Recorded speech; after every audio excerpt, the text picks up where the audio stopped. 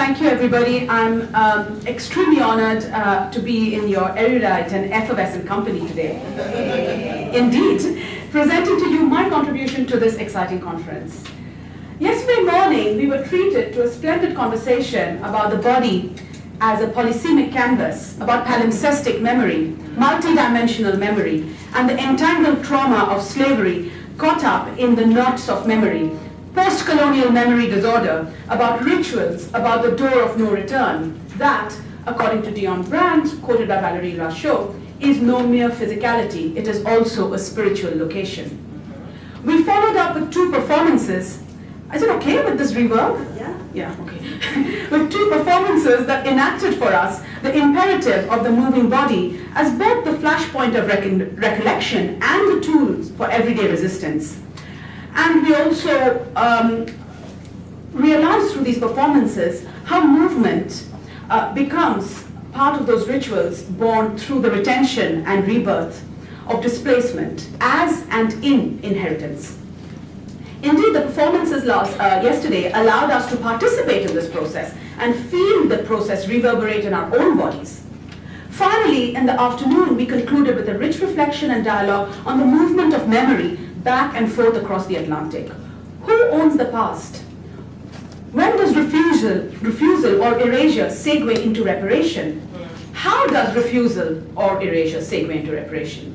What is the mode through which this dialogue between Africa and the African diaspora is conducted? Can be overheard by the rest of the world? Why must the rest of the world hear it? Why shouldn't we hear it, indeed be part of it? Because isn't this also a kind of my history? I too am a subject of modernity. We are all the intertext of trauma, to quote Jacqueline yesterday, talking about intertextuality of trauma. And in the words of the poet quoted by Irene, we are all Gore, and indeed we are all Vida, we are all Elmina. So today I want to present to you a bit of my ongoing engagement with these very issues through the prism of my research on African heritage social dance. These dances, which are prevalent, which were born through creolization in Lusophone, Francophone, Anglophone, and Hispanophone worlds, these dances and the corresponding musical genres, they are demotic dances. That's why while I'm interested in figures like Alvin Ailey and Catherine Dunham, I'm actually interested more in the dialogue they had with these demotic dances, not just what they choreographed and put on stage. So these dances, these vernacular demotic social dances and their corresponding musical genres have traveled not just back and forth across the Atlantic, but they have traveled the world. The story of the evolution and dispersal is an intrinsic part of the story of modernity. The global popularity of dance born through trauma and the bare life, to quote other of our colleagues yesterday, the bare life of the body is the public secret of modernity's leisure forms and the intimate relationship of work and play, of labor and of leisure. My inquiries focus on African heritage dance's ability to play with the very temporalities of modernity, through syncopation, through polyrhythm. We know that. We dance these dances. We know what I'm talking about, I hope. Well, we showed that at the dinner last night. That was research, you know. So I like to think about how these dances confound as well capitalism's script through improvisation. I also like to focus on how dance makes the body part of a remembering, forgetting but recuperating collective, because we do not dance alone ever. Who forgets and who remembers? What is remembered? What post-colonial identity processes are forged through the memory of slavery and the acknowledgement of diaspora? I will elaborate on these questions through a little glimpse into the research I and my postdoctoral team have been conducting in Benin these past 2 years. Our main interlocutors in Benin have been the organizers of the Benin Salsa Festival, held for 3 years running now in Benin's capital of Cotonou, and the social dancers and musicians who are close to this project. Why did we go to Benin in the first place? As always, it was a combination of sort of serendipity and good intuition. In October 2014, my Facebook newsfeed revealed to me the existence of the Benin International Salsa Festival, which was going to happen in February the following year. Now, I had long been interested in the sort of voodoo funk music from Benin. I mean, that's another long story. I don't even know where it began. But when I realized that there was a chance to go to Cotonou. I'm like, let's go, you know. No idea what's waiting for us there, who's there, etc. But it became the start of a very rich relationship with a number of people in Cotonou. And of course, I was also interested in the heritage tourism around voodoo. So all these things came together very fruitfully during my first visit there, and we went back just this January. So to Cotonou we went, and we have kept returning and collaborating with our Beninese friends. So I want to start now, and actually this image is with instruments which are so familiar to us from maybe Afro-Cuban music. It's actually from the town of Ajara in Benin, where all these, you can buy the big and small percussion instruments. So I want to start with this demo. You know, in social dance festivals, like salsa festivals, these are not like, you know, what can I say, high prestige performers. They're like ordinary people who like to dance. But to showcase their abilities, the good dancers or the stars of the scene will do little demos, you know, where there's a little choreography. So this, the person doing this demo is, he's called Steve Locono. He is the organizer of the Benin International Salsa Festival. And I'll first show you the piece. It's a couple of minutes long, and then I'll talk about it.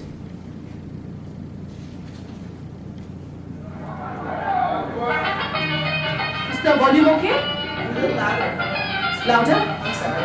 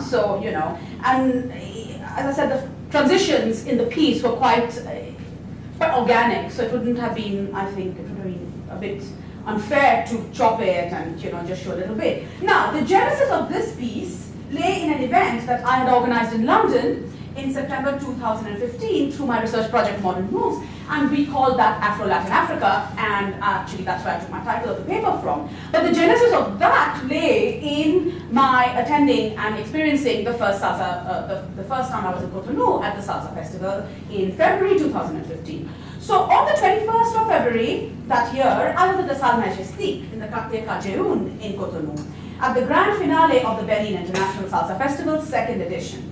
The evening was going quite well. This was a moment from Afro-Latin-Africa in London. I will talk about it in detail in a few minutes. But this is a scene from that year, the grand finale of the Benin International Salsa Festival in February 2015. The evening was going very well. Over 300 people were in attendance, sitting around tables, dressed in their best.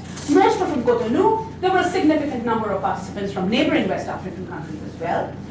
Nigeria, Ghana, Togo, etc. Seated at the top table were celebrated West African cultural icons. The guest of honor was the doyen of Afro-Latin music in West Africa, Maestro Bonkana Maiga of Mali, who had studied in Havana from 1963 to 1973 within the context of the Cold War. Maiga had been a founding member of the Malian Afro-Cuban band Las Maravillas de Mali, and later of the pan-Black Atlantic band Africando. He was the face and voice of this television Monde Afrique's much-loved music program Stars Parade. Some of you who are familiar with West African TV will know this, and much else. And also present on the other side in white was his peer, Vincent Aeninu. He's the founding member of Benin's classic band from the 1960s, Orchestra Polyrhythmo de Cotonou. And they were receiving all kinds of certificates and things, felicitating each other. And also present was a kind of younger star of this African, Afro-Latin scene. This is Laurent Unsavi. He's resident in Paris. And he had returned to Cotonou to launch his latest album, Latin Africa, and the festival. So with this sort of assemblage, there was certainly more than just social dancing going on at this festival. Dance demonstrations by local and visiting groups were interspersed with speeches and live performances by all these musicians, and a sense of lived history pervaded these presentations, peaking with Bonkana Maiga's display and use of the flute that the Cuban government had presented to him when he had been a student of music in Havana, and that had been funded by the Malian government. What was being celebrated then was an Afro-Atlantic musical heritage and its reclamation by Africans in their quest for self-definition. A trajectory exemplified by Laurent Savi and his choice, for example, of an interpretation of Bob Marley's No Woman, No Cry for his performance, which sounded nothing in the end like No Woman, No Cry, but there it was. And Steve Locono performed a demo of which there is a YouTube version of, maybe I'll show it later, but I have a slide from it at the end of the talk, and he performed a demo to the salsa song Abre el Camino del Sol, which is obviously it's a New York pachanga kind of a song, and he was doing the kind of stuff he was doing with the other stuff show we saw. So all kinds of circle Atlantic aller-retours were going on of Afro-diasporic rhythms, and it enacted for me the physical and collective expression of Black Atlantic music through social dance, and the response of Africans, ordinary Africans who just like to dance and have a good time and they were there for a party. Response of Africans to these dance forms. The kinetic manifestation of shared and transformed rhythms as a way to perform modernity, because that was what was going on in this party, was to look modern, to look cool, to come dressed in your best and have a good time, And this kind of desire to use these shared and transformed rhythms to perform modernity lay at the heart of that party. I decided to continue, therefore, as part of our ongoing friendship and collaboration with all these people, I decided to continue a part 2 of Latin Africa in London through the event Afro-Latin-Africa, and through the funds I had, I commissioned London's kind of best Cuban musicians and singers to arrange and interpret 10 of Laurent Unsavi's songs, and that was in itself another, well, I won't even talk about that today, but there was all sorts of things about partitions, reading music and improvisation and people starting at the wrong time. It was, there was no agreement actually, even though they're all supposed to be sharing the same stuff, And I also commissioned for that event the piece that I started with, Steve Locono's demonstration of this, the choreography that he created for us. The only brief I gave Steve Locono was, create something that evokes for you the idea of Afro-Latin-Africa. I didn't tell him, choose this song, choose these movements. What he chose is the song that you heard, which is a salsa song, Sarani, by one of Cotonou's longest-lived Afro-Latin bands, Orquestra Black Santiago. And the song is not sung in Spanish, but like a lot of African salsa songs, it's sung in the whatever local language, and in this case, it's informed with a bit of Pearl. I think anyway, that's what was explained to me. And its lyrics, among other things, declare, I believe, that it is better to beg than to steal to survive. Now, the movements, however, which you saw, don't seem to evoke any of that. They are just, they're not narrative, it's dance. So there are lyrical movements. And Steve, who started to dance salsa in Germany at some point in his life, then came to Washington, D.C. and took classes in Rumba, kind of combines Afro-Cuban moves that take us back to the rumba, standard moves from the New York repertoire of salsa, including bachata, which is this move, and traditional Beninese dance movements, particularly of the shoulders. But when he was asked to explain what was he doing with this choreographic interpretation, he said that the movements were chosen and combined to reflect and to honor the manual work done by slaves in Cuba. So, now, this evocation, and by the way, this choreography which he presented to us in London, it has since become part of his repertoire, and the clip we saw was taken during a salsa festival in Accra, and then since then he's performed it in Nigeria and everywhere. It's like in West Africa. It's popular. People like it. They kind of probably respond to whatever he's trying to do. Again, with his choreography there, even though only in Cotonou they actually understand the lyrics. So the evocation of slavery in a dance piece by a Beninese salsa lover was not accidental. Because we've been having this conversation for a while now. This is an interview we did with him in London. Tu fais le lien avec le Bénin? Oui, je fais le lien avec le Bénin, et en même temps, quand je la danse, j'oublie que c'est une danse cubaine. Oh. Tu vois, j'oublie carrément que c'est une danse cubaine. Parce que justement, tu comprends, les mouvements, je ne peux jamais faire un mouvement correct que fait un Cubain quand il danse la rumba. Je peux faire à peu près ce qu'il fait, mais moi, quand on me voit danser, on sent que tu dois te poser la question, il est cubain ou bien il est africain? Tu sens, c'est pas les mêmes mouvements c'est un peu, tu vas faire la différence, tu dois te poser, mais il est cubain ou il est béninois, ou il est africain? Voilà. Okay, on peut faire les mêmes gestes, mais les mouvements de corps, ça change un peu. Right.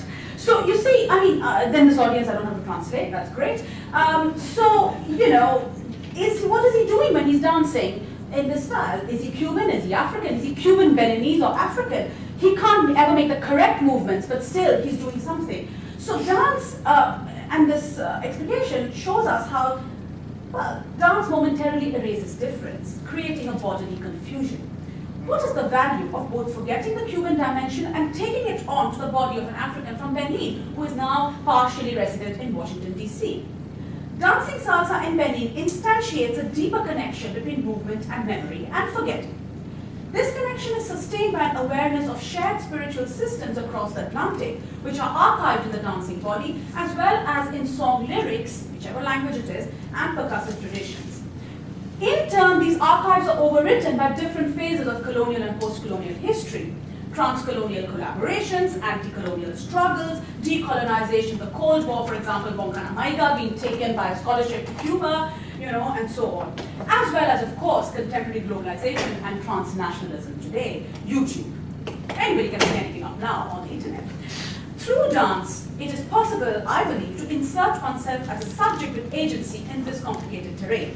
Dance offers the dancer the possibility of emoting with history and to take ownership and control of history, even if it is only in the moment of the dance.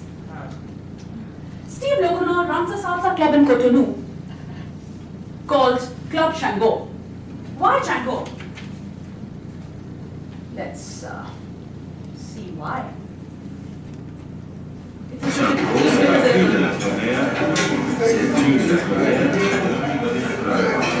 Il y a beaucoup beaucoup, hein. Il y a ici à plusieurs vues, donc il y a 5 chats, c'est purement chez nous. Et quelque part, ils ont dit que c'est les esclaves. Vous avez la masse des esclaves, la majorité était donc, comme Arrive vous l'avez dit, les gens créaient le nom de Django, diluer le douleur. Les gens les esclaves vendus. Pour honorer ces gens, j'ai dit, mais pour donner le nom de Django, si la majorité des esclaves est vendue au Bénin, il faut que mon plan soit appelé Django pour honorer.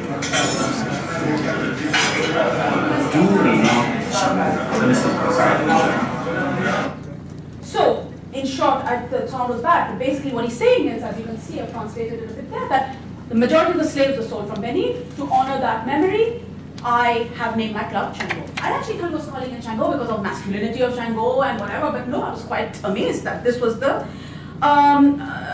meaning or reason. And as we know, I'm going to skip over a bit of this, but I had a bit of explication of how important Chango is in salsa lyrics. I mean, in any salsa song, Chango, the laments for Chango and by Chango reverberate in a sense on both sides of the Atlantic. And if he was the only person who talked about Chango like this, I'd think, okay, but others were doing the same. So this is Vincent of Orchestra Salsa et... Ouais, la salsa, il faut dire que ça a une genèse un peu plus lointaine. J'ai discuté avec Feu Jonas Pedro un peu avant sa mort, qui m'a expliqué le travail qu'il faisait pour ramener la salsa à sa source, que la salsa est d'origine béninoise. You can imagine how amazed we were hearing all this. Right, La salsa est d'origine béninoise et qu'elle vient de Cuba. Il m'a développé sa thématique au point où j'étais convaincu. Parce que jusqu'à aujourd'hui, à Cuba, les musiciens cubains chantent toujours en Yoruba.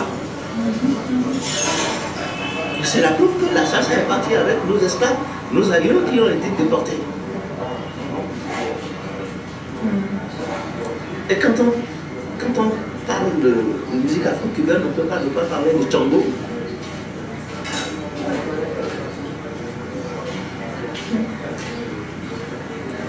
C'est un dieu, c'est le dieu du tonnerre. Les Cubains ne connaissaient pas ça. C'est parti avec nos parents qui ont été déportés, qui ont été vendus dans les cannes à sucre là-bas. Et eux, ils chantaient cette musique-là pour extérioriser leur douleur dans les champs de canne à sucre. Et c'est devenu une musique traditionnelle là-bas. Right. So as you can see, there is a discourse here, you know, and recognizing this pain of sugarcane combines with this embrace of the pain of deportation, of being sold. It seems to me from this kind of a discourse, this seems to be a part of a way of thinking about being Beninese. It was not coincidental at all that the Salsa Festival organized an excursion to Vida, to the sites described by Irene and Dominique yesterday. And that's another long story about how the Ghanaians and the Nigerians were dancing, doing hip-hop gestures in the middle of all these sites of trauma. I mean, it was all very interesting. And there is this presence of the uncanny, therefore, in these moments, which also, for example, how much time do I have? I'm almost at my end. A couple of minutes? Yeah? Yeah, okay. So, yeah, that'll be fine. So, I think I have time to just make you listen to a long little clip where I think this uncanny combined with this enchantment that a place like Vida would evoke, whether we talk about it explicitly or not. I think that comes out somehow in this particular little excerpt. So, I'll just play it. J'ai regardé, arrivé à la maison, avant que je jouais la musique, avant de dormir, j'ai l'impression que je dansais la rumba dans mon sommeil. Et le lendemain, c'est un ami qui m'appelle de l'Allemagne. Lui et moi, on a commencé par...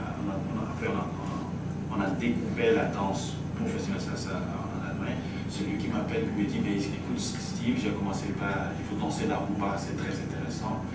Et puis, j'ai dit, ah bon, toi tu danses la rumba maintenant?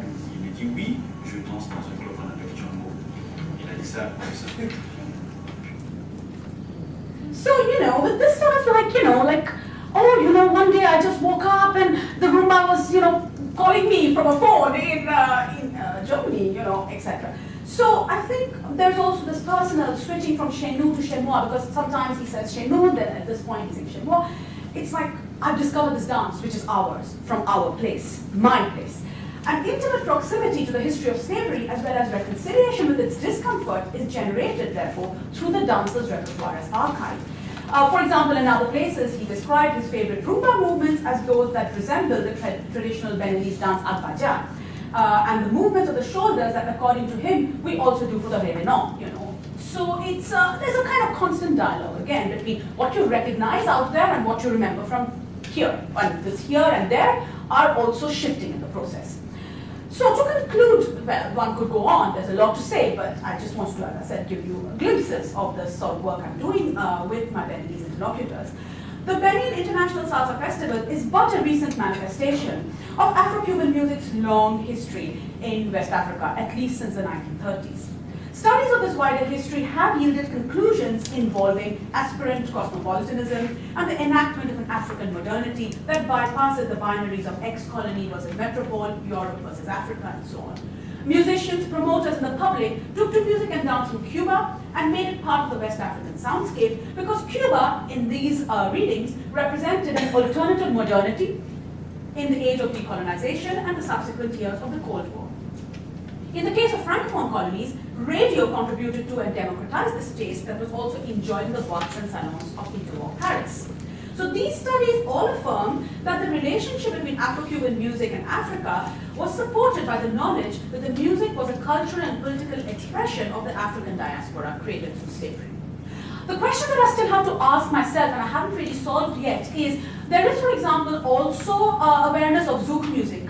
But somehow Cuban music is playing a different role. The same dancers dance Zouk and salsa, but they have this discourse restricted only to Cuba. So it's really a question that I'm engaging with, and I haven't found the full answer to it yet, but I just wanted to bring that issue up as well. And in my opinion, looking closely at dance and social dance allows us to add to the discussion on music, which is mostly conducted by musicologists, by observing that recognition of underlying rhythmic patterns and shared movements, which are obviously shared but yet divergent, facilitated the music's participation and contribution to a West African modernity that was sonic and kinetic. And also, of course, I haven't even talked about how people dress and the way they present themselves as certain kinds of modern subjects through the clothes they wear at these places as well. As Bob White, as a musicologist working on the Rumba, Congolese Rumba, has remarked regarding the cosmopolitanism of, sorry, I need to go, yes, that's that.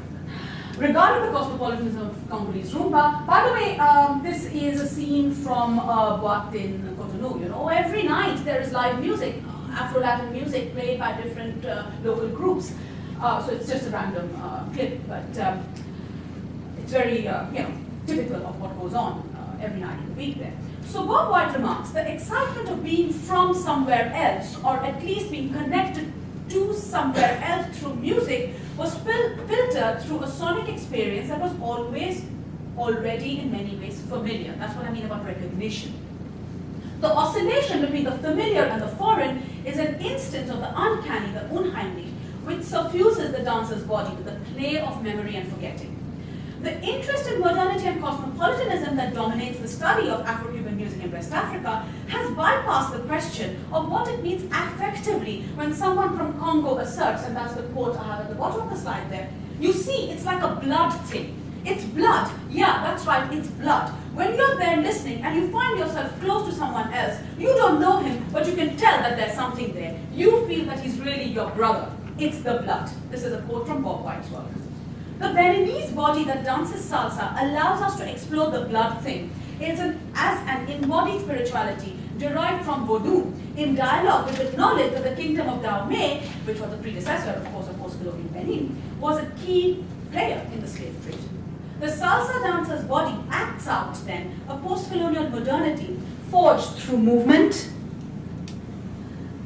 memory, and a call to re-enchantment as a reparation, as a way of saying sorry. This is a performance conducted through the intersection of national history and transnational affiliations, and that opens the door of no return to new pathways of affective and embodied exchange of stories, other than history with a capital H, which is again what one of my colleagues from yesterday. Thank you.